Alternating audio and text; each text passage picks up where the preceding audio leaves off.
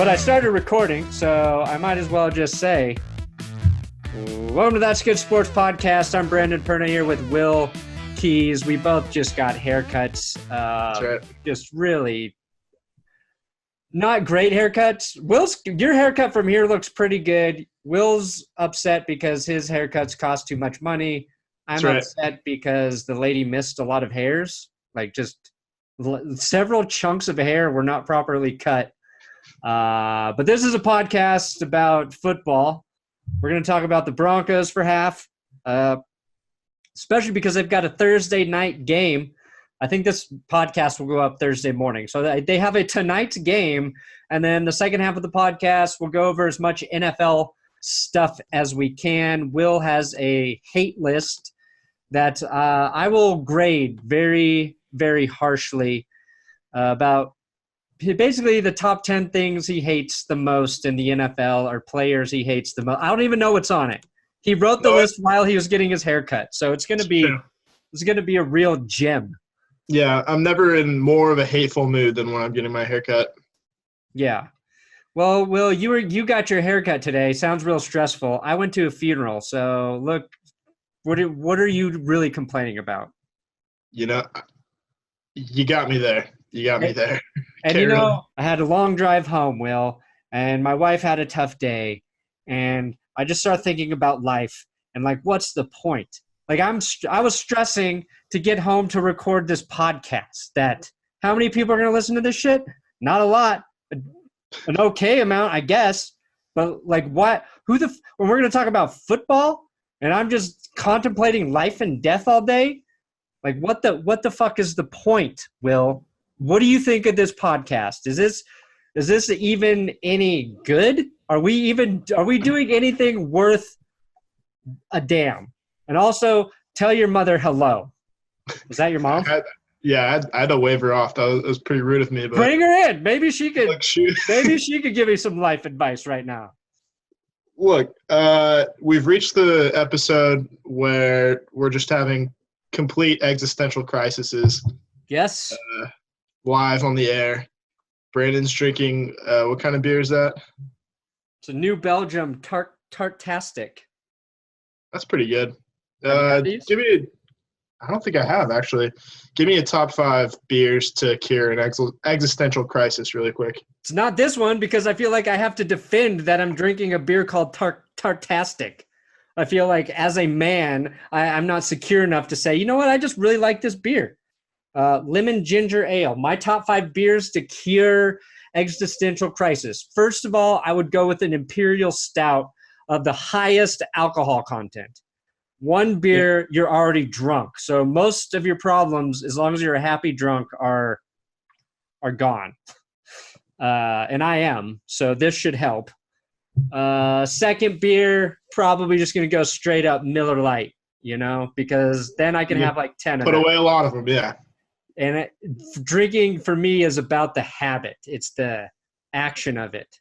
I just like, you can switch process over results. I can pound like a bunch of LaCroix. I'm like, okay, it's just as long as I've got something in my hand. Now you're speaking my language. Yep. My stomach hates them, but one of my favorite beers is a Dry Dock Sour. Dry Dock Brewery is a local Aurora brewery. They make a great sour beer, an apricot sour. And then let's see here. What else do I don't even know. I mostly drink whiskey and wine and vodka now because beer doesn't really cut it. So I gave you 3. Watching your figure. I'll give you 3 really quick too. Actually, I'm gonna give you 5. I'm making this list right now as we speak. That's good. I went to Beer Fest. I had so many beers there, and I'm just like, I realized like they're all good. Like I just like them all. The only beers I don't like are ones that are obviously like just a shitty beer. Like the person making it didn't know what they're doing, and you don't find that a lot. Well, I mean, I don't know. I got like a year ago, I was at Winco, which is, I don't think they have them in Colorado, but it's a very cheap grocery store that college students like to frequent. And I found a pack of 24 natural ices for $7.99. And well, let me just tell you, I was losing money if I didn't buy that. Natty Ice, man. So, of course, I did. Anyway, my top 5 here. They're rattled off really quickly. Ballast Point. I don't know if you've had it, but it's 8%, and that gets the job done. Oh, yeah. Number 4, Sierra Nevada. Number 3, Pabst Blue Ribbon. A little Blue Velvet reference for you if you've seen that movie. Number 2, a while, but I have. Red Stripe, Jamaican. Very good. Interesting. I like Red Stripes. It's got a nice looking bottle, nice label, and of course Guinness. Oh, is that your number 1? You're a Guinness guy? Yeah, big time. Is that you trying to hold on to your Irish roots? A little bit. You just really like it, or is that from a bunch of car bombs in college, or all of the above? Yeah, no, basically everything you just said. All right, let's get into football talking. We've talked beer. I could talk about beer. I could too, but people get angry in the comments, and we don't want that. This is a New Belgium, which is Colorado brewery. I do like Fat Tires as well. Oh, those are good. How about a blue moon? A nice blue moon with an orange slice. Yeah, I'm not huge on the blue moon. I have to really be in the mood for well, I don't know. I like the flavored beers. So like when I say I have to be in the mood for a wheat beer. No, I used to drink. I don't know. If I had a blue moon right now, I'd be like, oh yeah, this is better than I remember. Why'd I stop drinking these? Every time I get a blue moon at a bar and they put the orange slice in there, like by the time I'm to the bottom, I'm like drunk enough to the point where I'll eat the orange and then I'll eat the orange peel too. Okay. Very similar. You know what? It's a weird thing, but it happens every time. Just real quick, if you're going with a Mexican beer, where do you go? Oh, I'm gonna say a Negra Modelo. Okay, that was a very correct answer. Yeah. Do you put you put a lime in it? Oh, of course, yeah. No, now, of course. Here's the thing: it's like, to me, like I like Dos Equis as long as I have a lime. Yep. But really, when you're drinking like a Mexican lager, or Pilsner, what are they? Pilsners? They're Pilsners. Sure. Those beers aren't really much different than like your Bud Lights or whatever. But why do I feel like I have to have a lime with it? I think it's something about the pH levels. Okay, makes sense. I'm not a chemist, but I think it balances out the pH level. Scientifically correct. So yeah, because a lot of acid in citrus. It's not in my head. Okay, that's all I needed to confirm. Yeah. All right, so I guess we'll start with the Broncos, huh? Yeah, so we got some new news. Peyton Manning, we've all been wondering what he's going to do post-retirement. It's been a couple of years now, but it looks like the first step for him, at least part-time, is he's going to be hosting a new show. Not a new show, but in addition to Kobe Bryant's ESPN Plus show called Detail, where it's basically breaking down game tape. Kobe obviously hosts the NBA part. She actually does a pretty good job. I've seen segments from the show. I've never watched it from start to finish because I don't have an ESPN Plus subscription.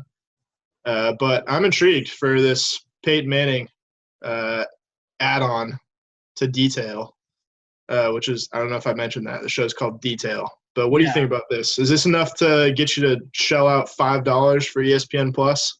It might be, Will. I mean, we know Peyton Manning is, I guess he's writing it and he's picking what he wants to talk about. And the first episode is about Josh Rosen, actually. He's breaking down Rosen's performance against the Vikings. I believe that airs tomorrow. Brandon Stokely here in local Denver media already got to see the episode. I was going to buy ESPN Plus because I thought ESPN was going to hire me to write for Katie Nolan's show. And then they didn't. In which case, I think they would. Shouldn't they comp you for that? It is ESPN. So yeah, I signed up for the 7-day free trials. I was like, oh shit, I should kind of take a look at something ESPN has done lately. Sure. But once they didn't hire me, I said I'm not going to pay for this. And then they got me. They got me because it's Peyton Manning. It's like he is good on camera. He is by far probably the funniest NFL player who's ever, like, comedic timing wise, like, he gets it. So Oh yeah. Watching him break down film and talk about football and probably be funny as he does it, like, sign me up. When you think about it, like, two of the funniest football players ever were on the 2010 Colts, in my opinion, Peyton Manning and Pat McAfee. Oh yeah, that's a good point. Yeah, no, those two. I mean, I can't really think of anyone funnier off the top of my head. I'm sure there's somebody, but I feel like Pat McAfee is more like me, kind of funny. yeah, Like, he tries a little too hard, but you go, there's something there. He kind of gets it. Peyton Manning's just like a natural. Like, if in college, like, if he, like, broke his leg really badly and could never play football again and decided he wanted to be an actor, like, we'd be talking about Peyton Manning, the actor comedian. yeah, I think you could do it. I think a lot of the comedy just comes from, like, he's such an intense player on the field, and yeah, it's just the fact that, like, you don't expect him to be as funny as it is, and it catches you off guard. So I think that has a big deal to do with it. But yeah, I really want to see this show because like I said, I haven't watched the Kobe detail too much, but from what I watched, it was actually pretty, I don't know, enlightening, informative. Like, you learn a thing or two. Maybe that's just because it's basketball and I didn't know too much to begin with as far as the the intricate details. Not saying I would know the intricate details that Peyton Manning would be breaking down, but yeah, no, I want to check it out. I think it's going to be good. After doing That's Good Sports for 5 years, I'll confidently say I know as much about football as Peyton Manning. Yeah, no, far be it from me to disagree with that. I think you and everybody talks about it. You're a student of the game. Yeah, and since he's retired and I've kept going and studying the game, since I watched the tape, Will, I don't know. The All-22. The All-22. If you haven't watched Will's All-22 breakdown of Chad Kelly's kneel yet, or read it, it's an article on Patreon. Please do. It's so stupid and very funny. Oh yeah, it's technically not like the game film, but it is all 22 because it's a kneel down and everybody's, like, really close to the play. Yeah. So no, you did technically. All right, so we've got some injuries to talk about. Unfortunately, Ronald Leary is on IR for the second time in as many years, but we have Sua Cravens, who may or may not exist, returning allegedly, and Jordan Taylor's back in practice. Yeah, so, the two things I wanted to talk about here, the Leary injury is serious. Like, that, a torn Achilles, like, that's a big injury. How old is he? He's in his 30s. Like, he could be done. Like, he might not come back, which sucks. And obviously, it affects an area that's already thin and weak, the Broncos' offensive line. So that's like actual news. Max Garcia is going to take his place on the line. Connor McGovern will continue to play guard where he should have been playing the whole time. How much do you think this affects the Broncos line? It depends. Do they want to run the ball ever again? Because they haven't shown any desire to do that on a regular basis. Exactly.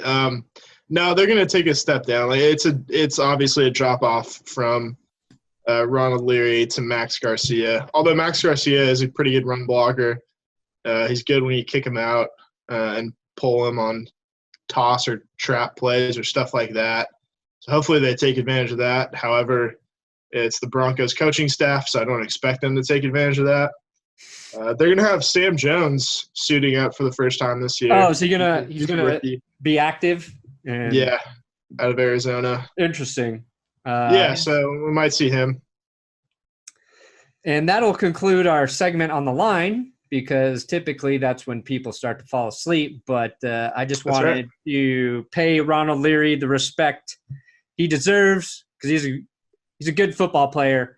And when he got injured, I was streaming the game, and it just didn't register with me that was going to be a serious injury at the time. because I saw a guy in the crowd who I was like, oh, fuck. They cut to a guy that kind of looks like Ronald Leary. I was like, I better write that down for a joke in my episode. That's not that good of a joke, but I'll make sure to put it in there. And then, so the Broncos get Sua Cravens and Jordan Taylor back, right? And I think it was like the Broncos Twitter or something put out a notification. It was like, don't worry, reinforcements are on the way. Sua Cravens and Jordan Taylor return. Season saved. It just made me like, it just popped up on my phone. I'm alone, like in my office as usual, and I laughed. Like I just laughed out loud. Like, who they trying to fucking fool, man? I'm excited to get Sua Cravens on the field. I think he has a talent to help the defense a little bit. Not like, oh, dang, now the defense is going to be a top 5 defense, but like, oh, maybe we'll give up 1 or 2 less big plays a game. Yeah, maybe you can cover a tight end or something. But it's like Jordan Taylor one made me laugh even more because like the one position I feel like the Broncos have really good depth at right now is wide receiver. Although we know he could play quarterback. I think I stepped on your joke, but it's a possibility. I wasn't even thinking that. I was like, he did return punts, and with Adam Jones being out still, although they had Deshaun Hamilton back there. So I'm just happy the reinforcements are here, Will, and I just wanted to reinforce that narrative because it is important. Yeah, no, thank you for reinforcing the reinforcements. Everybody, please press F to pay respects to Ronald Leary and his torn ACL. So moving on, we've got Von Miller talking about kicking ass on Thursday. Oh, he said it. Yeah, he cursed. You hate to see that. There are children that look up to him. So, hopefully he apologizes. You know what I learned? I learned ass. Ass is not a swear word, Will, because they said it on the radio. They played the clip on the radio. And well, guess what? I'm going to write a letter. You should. It's going to be strongly worded. How dare you put Von Miller's ass on the radio? I had my child listening with me. It's like sounds like exactly like some people have said to us before. Has anyone ever written like a weekly written letter or weekly worded letter? What? Like people are always just like, I'm going to write a strongly worded letter. A weekly, like yeah. Like not like one per week. Yeah, just like see how that was confusing now. Yeah, I didn't like that you said ass. However, it is your right to do so. I'm just trying to voice my displeasure. Your weekly worded letter. Please don't do that ever again. But if you do, I can't stop you. I think most of the letters they get are probably weakly worded. Yeah. I think most people that are upset enough at words like ass or damn or hell on the Bart Simpson swear words, I feel they're usually not intellect. I don't feel like they have the strongest composition skills. I'm just gonna say it. Right, and it's like to me, it's like swearing is like one of those things where if you don't want that to be part of your vocabulary, that's your choice. Cool, do it. Yeah. Like not everybody needs to say fuck all the time. But to me, it is a visceral release of just stress in life. So I look at it as being therapeutic and healthy. And I agree. Intelligence. It's also a sign of dominance. You're an alpha male. Ooh. We're a couple of alphas. That would be interesting to get a vote on if people thought I was an alpha male. Thumbs up this video. Yeah. If you think I am not. That's a win-win for me. Wait a second. Yeah, no, if you think he's an alpha male, thumbs up. If you don't think he's an alpha male, also thumbs up.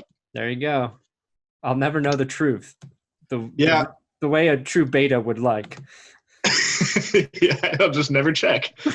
Vaughn just said, let your play do the talking. Don't say it, just do it. So I like it. It's still kind of talk, though. Oh, wait, yeah. I'm sorry. I wrote that down, and the reason I did was because people do get worked up about the idea of like players swearing or like it's either swearing or talking shit about the other team. So if it's like Jalen Ramsey or something, like, stop talking shit, just go out there and do your job, show them on the field. Which, like, I get a tiny bit of what they're saying. When you're losing, like, it's like doesn't really matter what you say. Like what Vaughn says during the week's not gonna translate during Thursday. You know what I mean? Case Keenum's not going to be back there and be like, oh, I'm going to throw this risky ball. Wait, Vaughn said we should kick their ass. Let me just take a safe check down. You know what I mean? Or defender's not going to hit a guy harder because he's like, I'm going to show Vaughn that I am kicking their ass. It's just like it also doesn't mean like if Vaughn says he's going to kick their ass, he's not going to – if he plays poorly, it's not because he said he was going to kick their ass. You know what I mean? To me, it's like one of those things that has no effect on the game at all, ever. Unless it's something crazy. Unless it's a weird, crazy situation. Yeah, like bulletin board material. Yeah, like real bulletin board material. Yeah, like saying like your wife tastes like Honey Nut Cheerios. Right. Or, yeah, or like Kevin Garnett, telling Tim Duncan, Happy Mother's Day, motherfucker. On Mother's Day after his mom died. So stuff like that. Allegedly. Wait, did that really happen? Yeah, it's been a rumor for years and years, but he's never denied it. So KG, anything is possible. Yeah, really. Man, but like, yeah, that was my whole. And most people didn't get like offended or worked up by it, and I think the media kind of just had fun with it. And I think honestly, the thing that it actually did do was made people be like, oh yeah, this is a game. It's kind of fun. Even when you're losing, like the players are still out there working their ass off. It's not like they're not trying.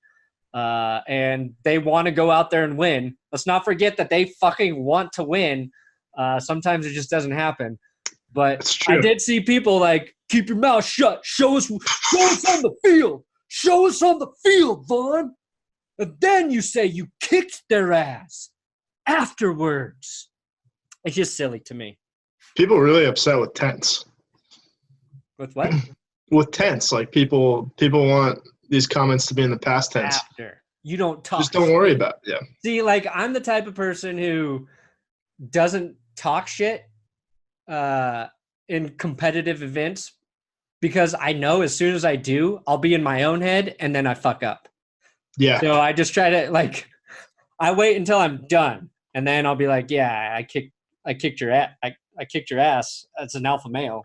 Hey, did you see that? Did you see the part where I kicked your ass? It's pretty good, wasn't it?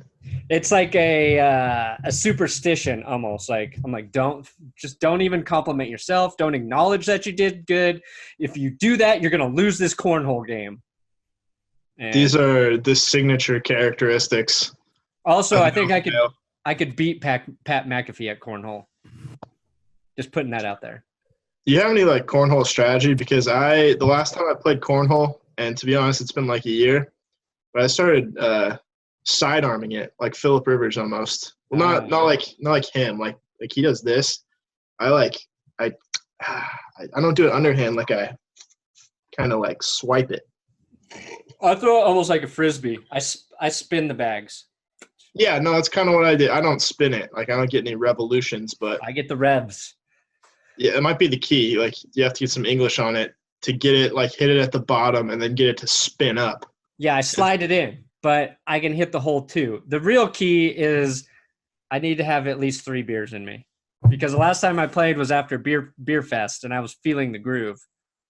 Yeah, no. It's a scientific fact that if you have a beer in your left hand, you're automatically better at cornhole when you've got the beanbag in your right hand.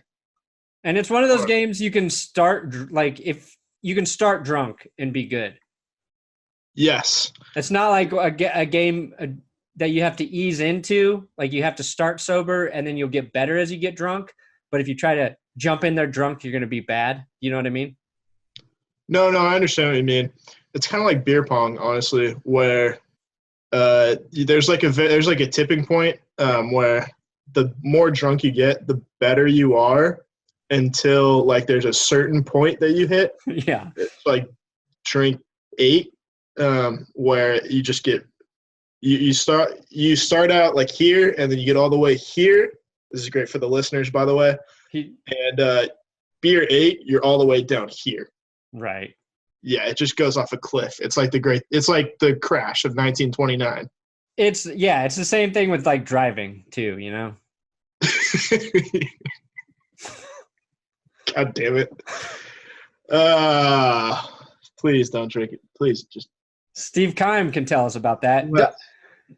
Because I put a drunk driving Steve Keim joke in the last episode, and I pulled up an article to get a screenshot from, and the article I missed this, but he was suspended by the team for 4 or 5 games or some shit. It's so stupid to suspend a general manager for extreme DUI. That's right. It was labeled as an extreme we did? Yeah. Oh, it's like one of our first episodes. We talked about it being an extreme DUI? Yeah, it was like a hella cool extreme DUI. Oh, dude, I don't even remember us talking about that. Sick DUI. Well, better keep drinking so my brain keeps working.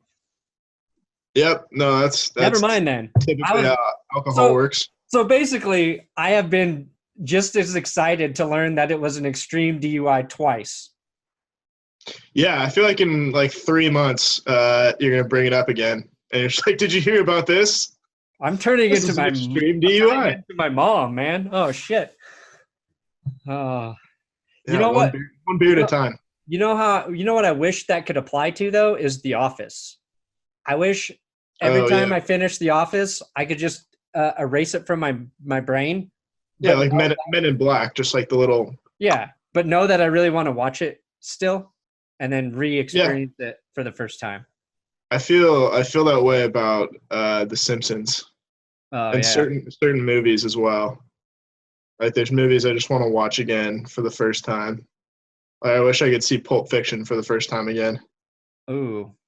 Or like Boogie Nights or something. One of my favorites. But yeah, I think we need that for a lot of things. I think so far, like I think we could erase the memory of the last 2 years for the Broncos, and I'd be just fine with that.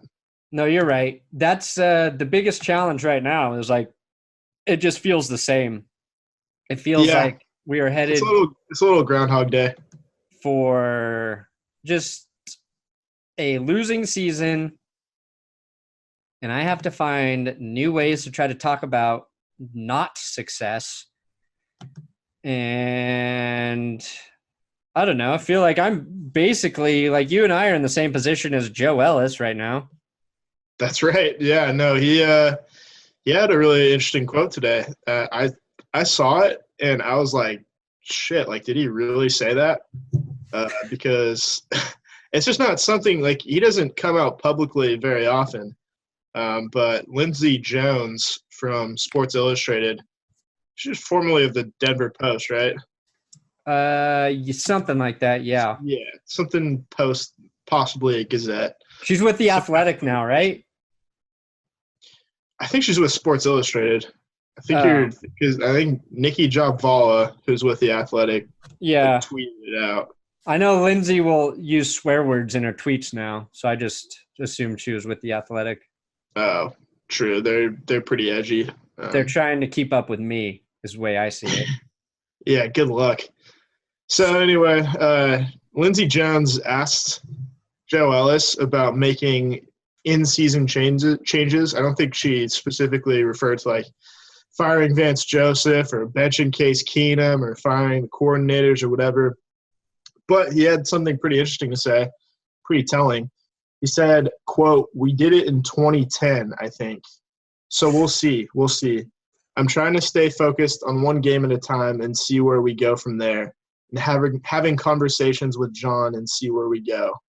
So out and out, like just not denying it is a pretty bold move and tells me like it's definitely on their mind. And depending on how this game goes tomorrow and the Chiefs game a week from now, we could see changes. pretty soon. Changes, as David Bowie so eloquently put it. R.I.P. in peace. Yeah. I mean, I don't know. I don't even fucking care, Will. Like, if they fire him, what's that gonna do? Nothing. Probably nothing. I'll tell you what, it's not gonna make the team better right now. No, it sure isn't. Like, they should have done that this offseason, but they didn't. They shouldn't have hired Vance Joseph. But that he's not even like the whole problem. It's like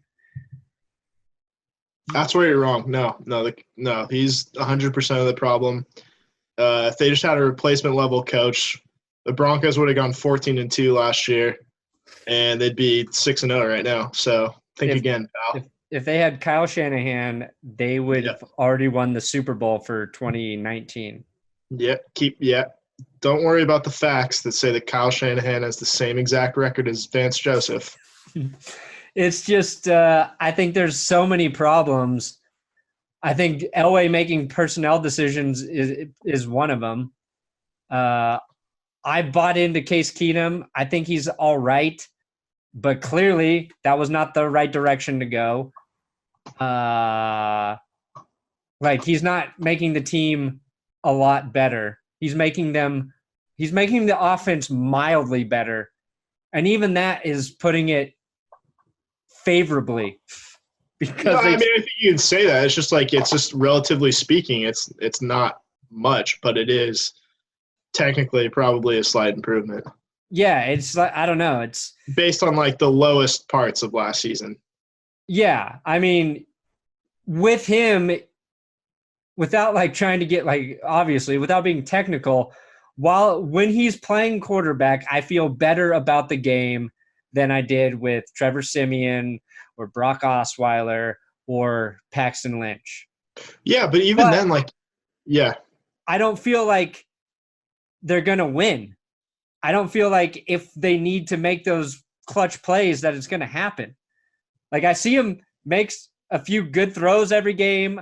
I see him be pretty safe with the ball most of the time, but I see a lot of missed throws. I see overthrows. I see protection breakdown. I see, like, when you watch a great quarterback play, it doesn't matter where the game is. You believe that something good's going to happen. They're going to make something happen. Yeah, like Aaron Rodgers on Monday night. Right. And you get the sense that, like, just he's going to find a way. Exactly. And even his comeback was aided by a defensive holding call, right? Yeah. And CJ Beathard was playing pretty damn good football. But when the 49ers really needed a drive or something at the end of the game, doesn't happen for whatever reason. There's a whole lot of shit happened in that game. But, like, I feel like Case Keenum is the CJ Beathard in that situation. And whoever the fuck else the Broncos are playing are going to be the team that drives down to get the win right now. Yeah, no, I completely agree. So it's hard, like, and I don't think Vance Joseph is a good coach, like a really good coach.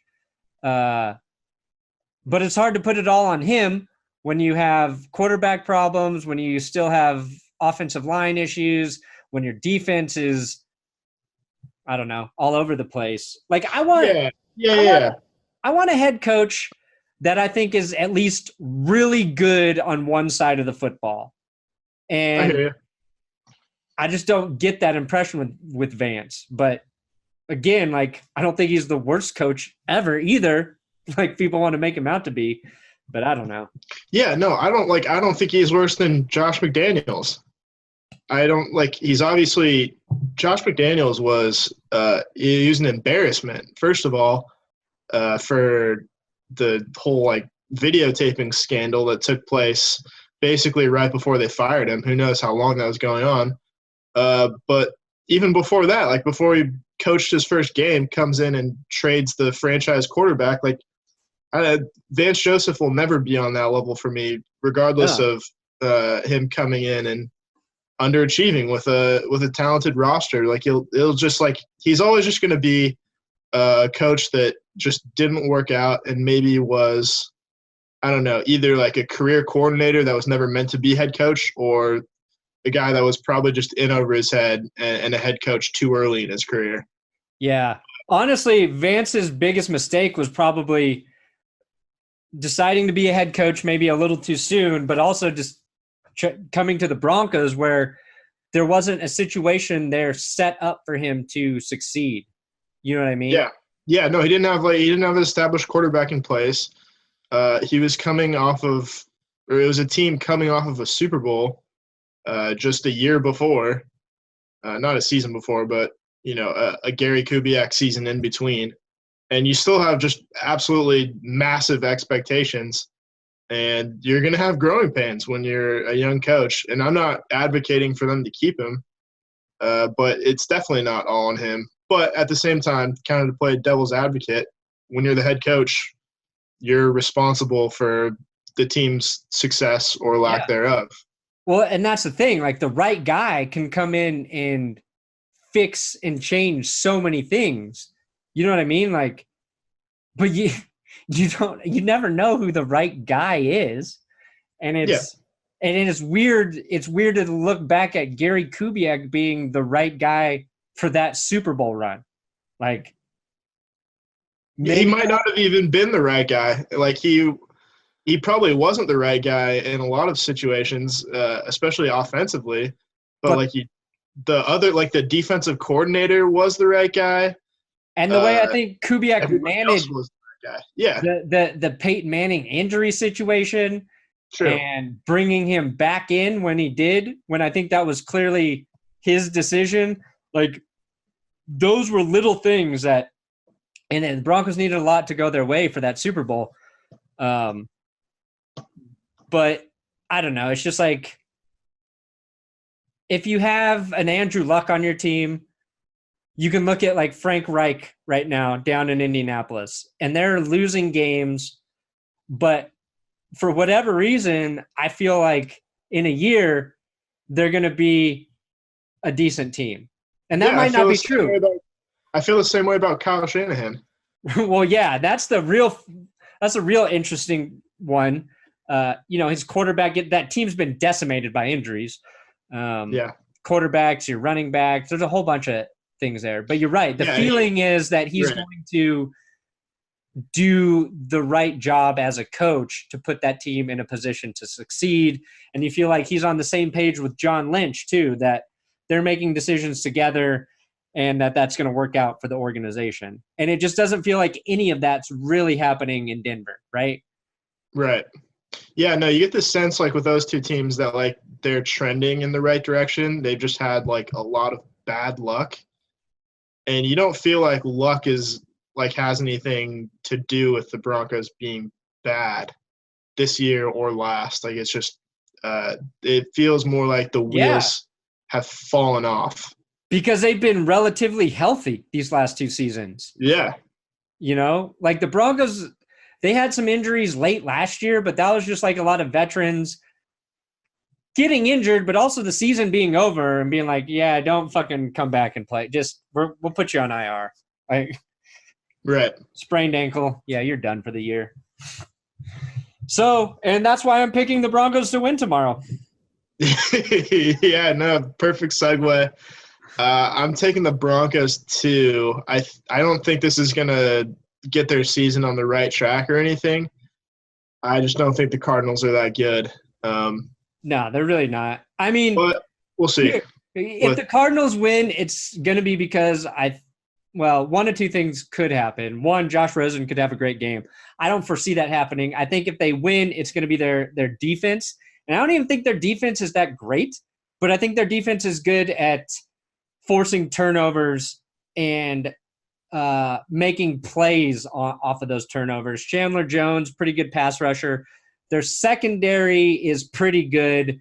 And if we've seen the Broncos, here's the thing about the Broncos. Like, I'm saying the Cardinals secondary is good, and I think it might be tough for them to pass tomorrow. But for whatever reason, because nothing makes sense, Case Keenum is going to go out there and have a great passing game, and then the running backs will fumble, and that'll be the fucking thing that costs them the game. Yeah, very well could. Like, the run defense could completely get its shit together, and Josh Rosen throws for 400 yards and 4 touchdowns. You never know. Never know. It feels like you like plug one leak and then another one sprouts up out of nowhere. But yeah, I think that the Cardinals have a terrible run defense. The Broncos should take advantage of it, but you hope. Every time I've said that this year, I have been wrong. So I put no weight behind my statements. No, I think we're done like trying to accurately predict this team and just kind of just ride the wave. Hope for the best, and ride the wave. But one last thing I wanted to get to, kind of on the Broncos in this game, was obviously Bradley Chubb had his best game as a pro against the Rams, had 3 sacks. So people were kind of like, before that game, people were kind of getting to a place where they were starting to sour a little bit on the Bradley Chubb pick at 5 when you had Josh Allen and Josh Rosen taken after him at 7 and 10 respectively. So I don't know. Yeah. I don't know if you're like a big Rosen guy to begin with. I know he's a close personal friend of yours. Yeah, he has said my name. Yeah, I don't know if he's like how you feel about him as a quarterback or anything. But does Bradley Chubb's like big game, like his 3 sacks against the Rams, like make you feel better about not taking a quarterback there? No. Honestly, I think it happened a week too early for Chubb. If Chubb came out and sacked Rosen 3 times, was like his breakout game, that people would be pumped, and he still could. He could. It could happen. Don't count it out. But here's the thing: like, I don't want to pretend like I'm smarter than anybody, because I liked the Keenum signing. I talked myself into Keenum being maybe better than Kirk Cousins. And I was so high on Kirk Cousins. Like, I have made like 3 Kirk Cousins videos. I made a Kirk Cousins video in 2017. Yeah, maybe 2017, 2016. I don't know. Whenever I first thought he could be a free agent, I was like, that's the guy the Broncos need to get. And then, like, you do this thing where you start to look into too many stupid numbers and stats from different situations. Like, oh, Kirk Cousins in the 4th quarter has a lower completion percentage than Case Keenum. Or it doesn't fucking matter. I watched him play games. I'm like, dude, this guy can ball. And now he's doing it in Minnesota, and he looks like a lot better quarterback than Case Keenum. But I thought Case Keenum looked good last year. And not just a game manager. Like, I thought, oh, he does some special things during the game. And yeah, he's going to be a guy you kind of have to ride. I don't want to say the wave because I already just said that, but like, the roller coaster. Brett Favre's his way through games sometimes, and not that he's like as good as Brett Favre, but like it's like I'll roll with that. And now it's like I don't know. I just don't see. I don't see what I saw last year with Keenum, and I see more of what we had seen all before with him. So no, he's a different player. Like, his strength last year, one of them at least, was making plays happen when he was under pressure, and now it just feels like he has no pocket awareness. Yeah. And if the rusher gets in the face, like, he's just like not even throwing the ball away, and he's taking a sack or fumbling or forcing a ball in the coverage. And it's just like one of his strengths last year was not turning the ball over. He had 7 interceptions the whole year, and now he's already got like 8 through 6 games. So you can't predict statistics or really anything in the NFL from one year to another accurately, just because like the personnel is not going to be the same. You don't know if the coach is going to play to his strengths.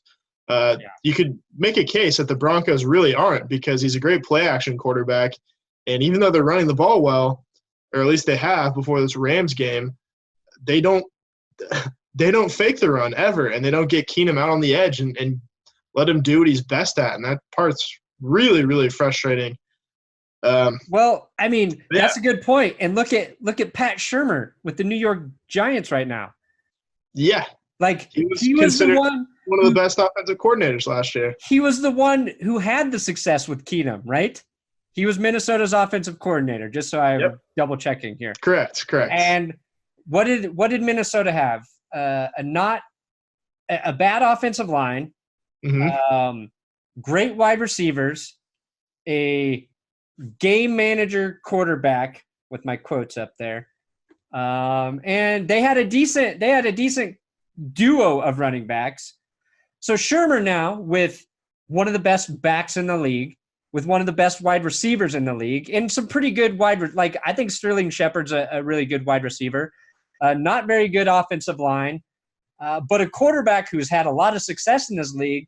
And the Giants look like shit. It's like, what went wrong there? You know what I mean?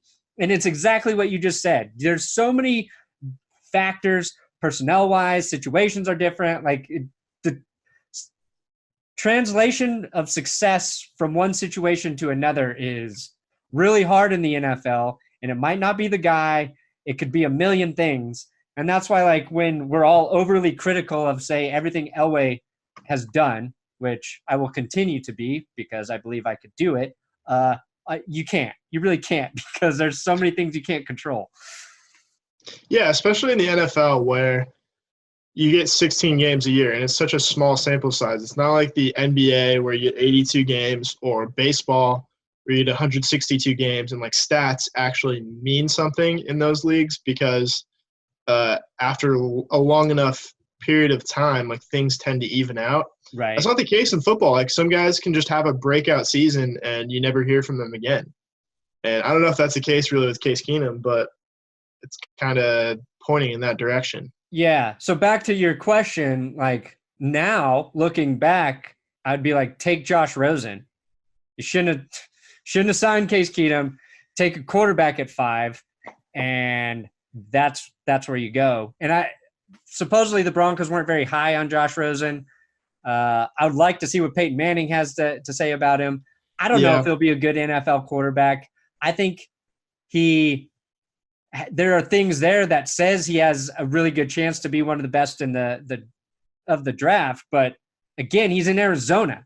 He has his offensive line is horrible right now. He has Larry FitzGerald and really nobody else to throw the ball to. He does have a good running back, but playing behind that offensive line is not helping him at all. So he's a guy who's in a situation right now that is set up for him to be successful.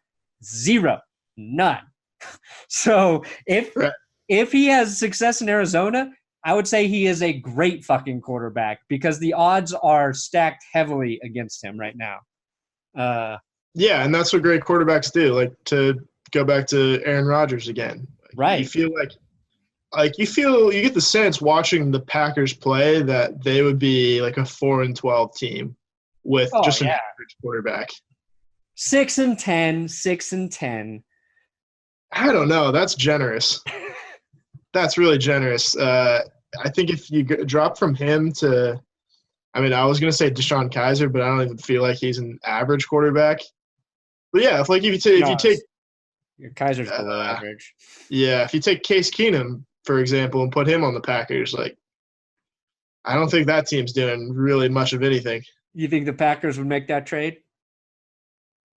It's worth a call. Dude, it'd save them so much in salary cap space. How would they not think about it?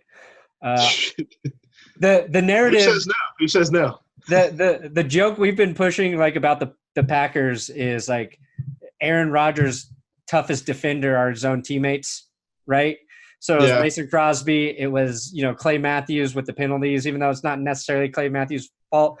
But in that comeback game against the 49ers, the 49ers had the decent kick return, and one of the Packers defenders got flagged for pushing him late out of bounds. Right, giving him great field position. I was like, holy shit, his Aaron Rodgers teammates are gonna fuck him again. But then the defense, like, they had a stand, and that wasn't the narrative. But I just remembered that and thought, like, oh, if they lose this game, that guy's gonna be the one to be blamed for pushing a guy who was running out of bounds for no reason. Yeah, I mean, you could argue, like, even just like allowing C.J. Beathard to throw for like 3 touchdowns and get him to that point, they kind of already let him down. Yeah, but C.J. Beathard's your guy, man. He's just showing how good he is. It's true. It's true. I do like him a little bit. Where do you go? Reno? No, he went to Iowa. You just followed him? Why did you I'm not that big of a – I like him, yeah. I'm not like a big Beathard guy, but – I guess I'm confusing him might with be. extreme DUIs. Okay. We've talked a lot. We have talked about a lot of NFL things, so let's do your hate list.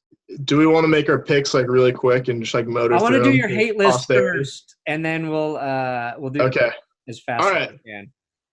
Hate list. Let's do it. And this is I struggle. Like I said, I struggled with this list. I wasn't sure what the criteria was, but I kind of want to make one thing clear. This isn't like a list. This isn't like a top 10 most wanted list for the NFL. Like this isn't the people who have like done the worst things off the field or like the dirty players list or anything. Okay. This is just like my personal feelings. Is this guy like basically the way I thought about it, like if I went to high school with this guy, would I hate him or not? Okay. So that's kind of how I based it. You're basically saying there's not necessarily a good reason to justify why you hate everybody on this list, but you're going to give some reasons of why you do. Right, and I'm a hateful, spiteful person. Right. So I feel like I was especially qualified to make this list. So anyway, I just like hate is a strong word, but I really, really don't like these players. See what I did there? Strongly dislike. Yeah. List. Okay, so without further ado, number 10. Please. This one I was waffling back and forth on because I feel like the get off my lawn crowd really doesn't like this guy, and that almost makes me like him a little bit. But Odell Beckham Jr. That's a good one. He comes in at number 10 just because, like, I know this is like an old – like Kaji football guy thing to say, like just like stop running your mouth and stop being a diva wide receiver. But he really is. Like he is. Don't say you kicked their ass. Say you kicked their ass. Essentially, like that's the guy I don't want to be. But you can't be like knocking over field goal nets and like talking about Eli Manning in interviews. You don't want to talk about anybody negatively, and that's kind of what put him on this list. Yeah, throwing your quarterback under the bus is a faux pas, right? Yeah, no, you shouldn't do it. And most importantly, the haircut. Like his haircut inspired so many like ugly, like bleached haircuts that you're on the list, Odell. You're it was like, 10. Hey, we made it through 1998 to 2002. We thought we got past the bleach haircuts, and you brought it back. And also, like, if you have a problem with your quarterback, you handle it like Golden Tate, and you fuck his girlfriend. Yeah, you fuck or wife, whatever this is, wife. Yeah, don't sell him short. Don't throw him under the bus on ESPN. Yeah, no, just have sex with his wife. That's the man. That's the alpha male way to handle that. Yeah, that's how he did it in the old days, back in the NFL, back when men could be men. Yeah. Anyway, speaking of having sex with one's wife, Phillip Rivers is number 9 on my list. And if you asked me this like 5 years ago, Rivers would probably be top 3. But he's gotten significantly less annoying in the last few years. Maybe just because the Chargers haven't been good, or maybe he's calmed down. Typically having sex often tends to calm your nerves. So maybe that's it. But if you remember young Rivers, and I know you do, like I know you remember him. Like dude, I hated Rivers. Monday night game. I hated him so much. I hated Phillip Rivers. I lived in San Diego when the Chargers were winning the division in back-to-back seasons. Like, he was such a cocky dickhead. I hated the Chargers and I hated him, but I I like Phillip Rivers a lot. I hate when he plays the Broncos, and I hate him on the field because but I don't even hate him on the field. Now I just like enjoy watching him lose his shit. And he won me over by listening to his press conferences. Talk about a guy who has seen a lot of failure in his life and never throws anyone under the bus. Always just is like, I'm just happy to be out there playing football, man. I don't know. Like, I find it hard to hate a guy who just loves playing that game as much as Rivers. And don't get me wrong, there's a lot of things like I think Phillip Rivers and I don't have in common. I think our views on the world are probably very different. But right. for whatever reason, I am a Phillip Rivers fan. Yeah, I mean, I can't explain it because I hated him almost as much as I hated Tom Brady. Like, well, he was immensely more hateable in like 2006, 2007, 2008. But the last thing I'll say about Rivers is I feel like he gets a serious pass from the media and just like the football community because like, if you want to put his postseason failures up there with like Peyton Manning's postseason failures, his just don't get talked about. And like you don't get criticized, I guess, when you don't screw up in big moments because he hasn't had big moments in the last 5 years. Like they haven't made the playoffs since 2013, and I never feel like he catches any sort of flack for that. No, I think you're right. And maybe it's because, the Chargers fly under the radar and they were previously in San Diego and no one cares about them in Los Angeles anymore. But he definitely dodges criticism as well as anybody. I think the bolo tie is there to distract. That's smart. But he's number 9 on my list. Number 8, kind of like Rivers in the sense that I used to hate him a lot more back in the day, but it's Richard Sherman. Former cornerback for the Seattle Seahawks. Plays for the 49ers now. You don't really hear from him as much, although he shows up in my newspapers a lot just because the Sacramento Bee covers the 49ers, and he basically has something to say every week. But everybody knows him. He kind of bursted onto the scene as a personality after that NFC Championship game when he knocked the ball away from Michael Crabtree and then forced the interception. Don't try me with a sorry-ass receiver like Crabtree. Essentially, yeah. Something like that. Kind of, yeah, called Crabtree a sorry-ass receiver, which I agree with, and I think Aqib Talib probably agrees with as well. But another guy that just like gets a pass. Corners hate Crabtree. They sure do. We gotta do like some research into this. Like, yeah, we need to find one more corner that's had like a feud with Crabtree. Oh, there will be. See, like Joe Hayden try to hit him with his helmet or something. Because Crabtree to me just seems like I don't know. He seems like a solid receiver who's never been good enough to get that much hate from. He held out like his rookie year. Like he held out for half the season. I know it's not really hateable, but like he's kind of cocky. Like he has at least he used to have the chain outside of the jersey, just like flopping around. Right, and that's what Talib hated. But I'm saying like I'm guessing what I was gonna say is like he must get under guys' skin. Yeah, he probably talks a lot of shit on the field. He must talk shit. Like they do the mic'd up stuff for the NFL, but really they don't do it. They don't do it right.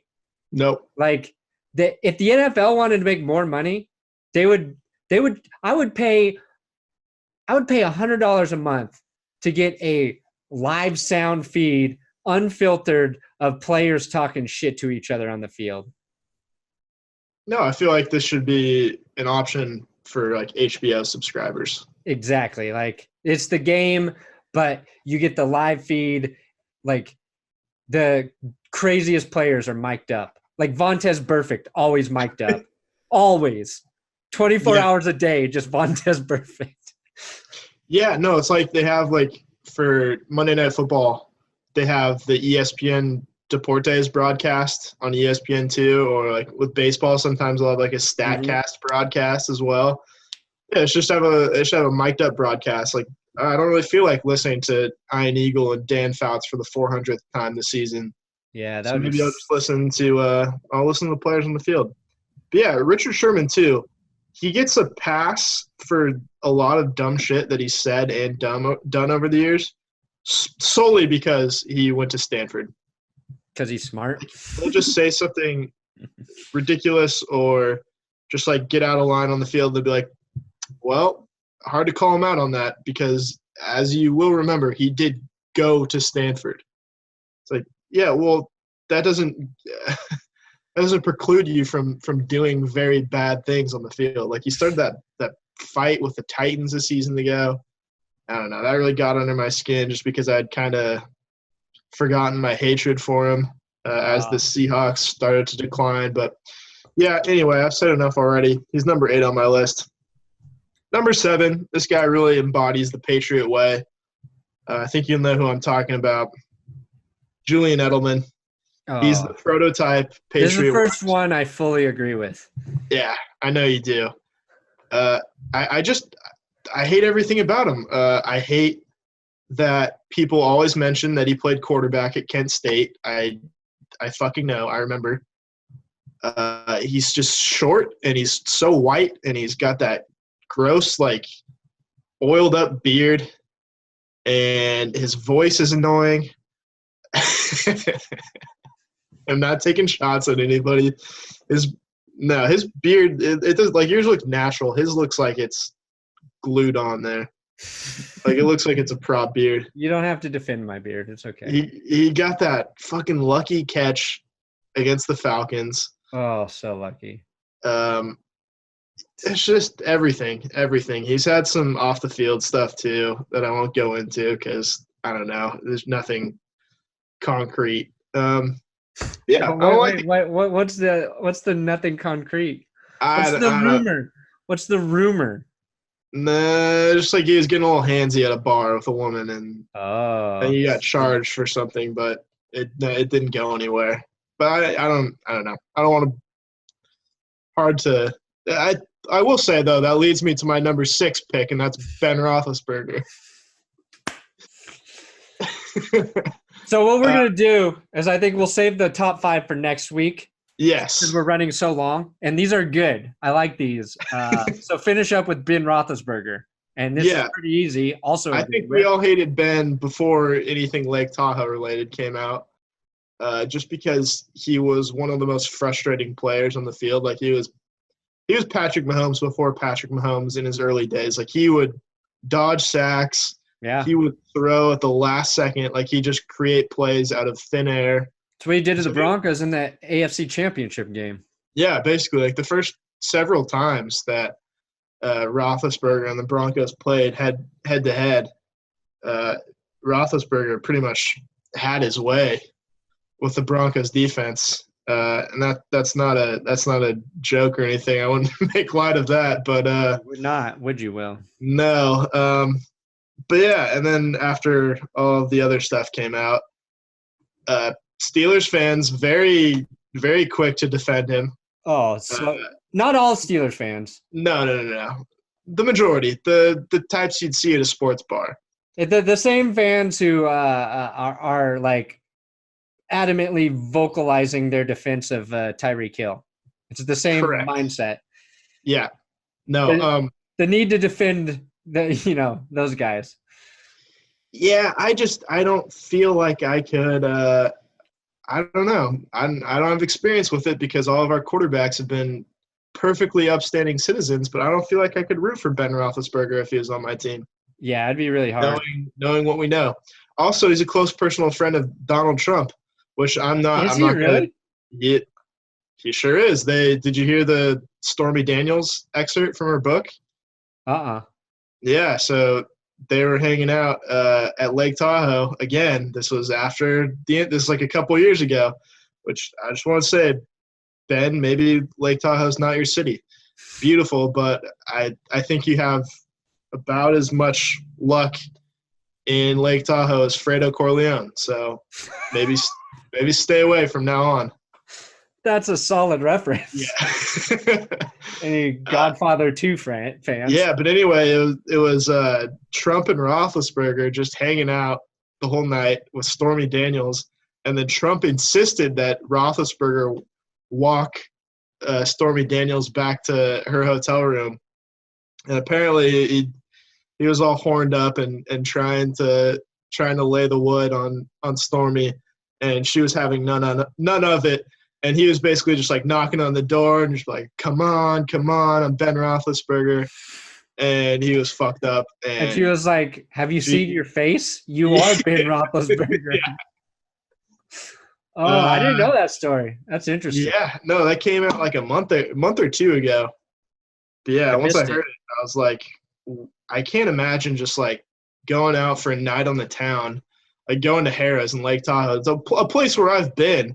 I live pretty close there. Like I'd go to Lake Tahoe pretty frequently. Imagine just bumping into Don Trump and Ben Roethlisberger on a night out. Like that's a quick way to ruin your night. Yeah, you're right. You're right. Can't really argue against. I was trying to think of a scenario where I'd want to hang out with them, but I'm just I don't anymore. I wouldn't. Like you have to go pretty far back to clear Ben Roethlisberger. Yeah. No. Questionable character. Okay. That's all I'll say about that. I'll tease the top five though. I'll tease the top five really quick. Multiple Kansas City Chiefs. A New England Patriot. I think you guessed that. You're giving away your whole list. And a Philadelphia Eagle. Ooh. Very intriguing. I totally agree with 6 and 7. I like the hate list. Maybe this is something we do every week. Yeah, no, there's a lot of things to hate in the NFL. It's weird because we love watching it so much. All we talk about is all we hate about it. Yeah, basically we're just big dickheads. Should we mow through these picks? Yeah, this will be the fastest pick segment because we've talked about a lot tonight and we are running very long. So, Titans at Chargers. I'm taking the Titans to bounce back. Nice. I'll go with the Chargers. Okay. And Browns at Buccaneers. Oh, another real tough one to pick. Bucks fire their defensive coordinator. Browns just got owned. Give me the Browns. I'm going to pick the Browns always. Yeah, I'm going to take the Browns as well. That's a game where I see either team being very capable of losing, so I'm just going to pick the team I want to win. So Browns. Yeah. I also I think I wrote this in the picks video. I don't want to step on anything, but I think this might be the worst uniform matchup of all time. Just thinking about the colors involved. Yeah, Tampa Bay's field just always looks like shit. Panthers at Eagles. Who you got? Oh shit. Eagles. I think they're on the rise. Eagles. I'm gonna take Panthers.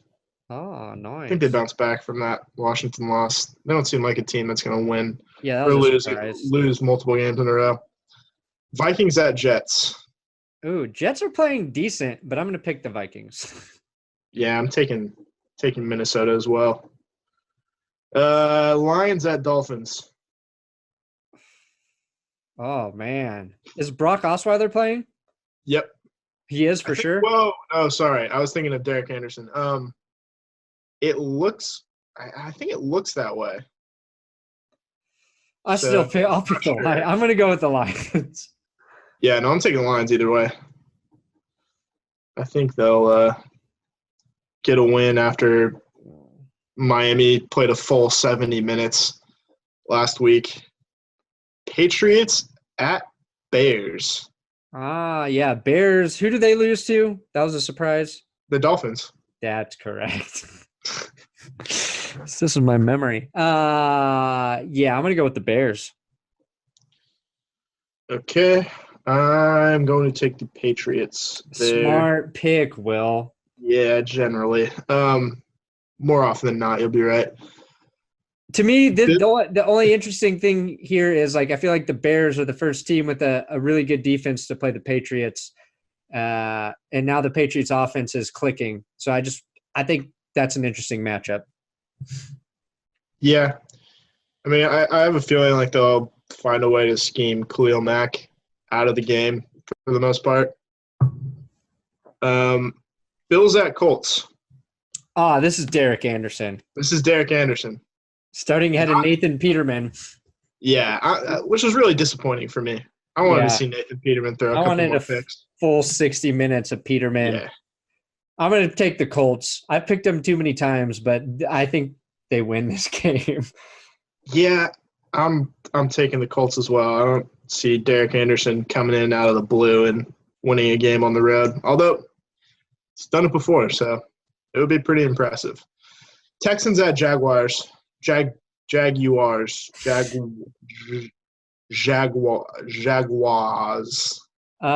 going to actually go with the Texans here. Bold. I like it, though. They've won 3 in a row. 2 teams going in opposite directions. Yeah, sure. I just don't think Blake Bortles is going to play well against that defense. He's struggling. I'm going to take the Jags, though. I think they bounce back. They'll bounce back from just getting absolutely shellacked by the Cowboys on the road. Saints at Ravens. It's a pretty good game. Oh, that's the game of the week. Ooh, I know the Ravens are favored. They're, I feel like, maybe a little bit more of a complete team than the Saints, but I'm going to ride the Drew Brees Magic Dragon. I'm just writing things. Yeah, I'm thinking about this one too. It's just like every time I pick the Ravens, they lose. So yeah, I picked against the Ravens last week, and I feel like if I take them here, they'll just come out completely flat and lose. So I'm going to take the Saints as well. Although I don't feel good about it because they're outdoors against a good defense. It's tough, but so I don't know. It's Saints. All right, Cowboys at Redskins. Allegedly a big rivalry, although no one besides these fans really care about it at all. Cowboy is so hot right now. Redskins won last week, so that means I'll lose this week. Give me the Cowboys. I'm going to take the Washington Redskin potatoes here. Do it. Love this matchup. Rams at 49ers. CJ Beathard Beathard versus Jared Goff. Now I get the text. Yeah. Go with the Rams. I'm taking the 49ers. Nice. I think the Rams have just been close the last few weeks to losing. Yeah, no, you're right. The 49ers have just they're back at home. They played well on Monday night. It's a perfect game for the Rams to lose. It feels like a trap game. I feel like a trap game. They've got – I can't say for sure, but they might have a good team next week or maybe the week after with the Chiefs. So – the more I think about it, the more I feel like I'm entirely wrong, but I'm not going to change it at this point. I'm going to ride with it. Yeah, I'm going to ride the wave. I would never make that pick, but go ahead. Bengals at Chiefs. It's a Sunday night game. Yeah, I'm going to go with the Chiefs. And I think the Bengals are a pretty good football team. Yeah, they are a good team, and they're 4-2. They should be 5-1 if you watched last week. But, goddamn. Yeah, how did they get screwed in that game? I didn't catch it.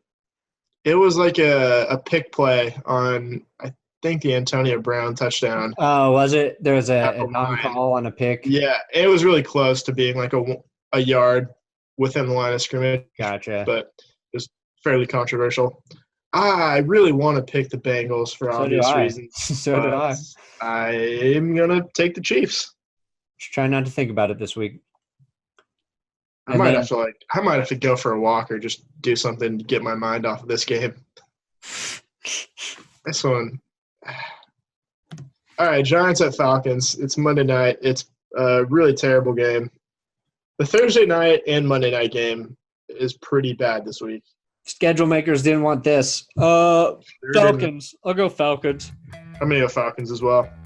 Devonta Freeman on IR. So that's Tevin Coleman and Ito Smith from here on out. I'm going to make a very, very bold prediction for this game. Julio Jones touchdown? Julio Jones scores a touchdown. That's all right. It's a bold pick. Yep. All right. So before we go, I just wanted to mention that you had a great week last week. Did I? Yeah, you went 11-4, which bumped you up to a winning record for the first time this season. 47, 43, and 2. You beat me last week. I went 10-5. I'm 54, 36, and 2 overall, so you're catching up. You know what's hard is like I can't even remember who we pick on the podcast because then we do the pick episode that goes up. Oh, you pick completely other teams, yeah.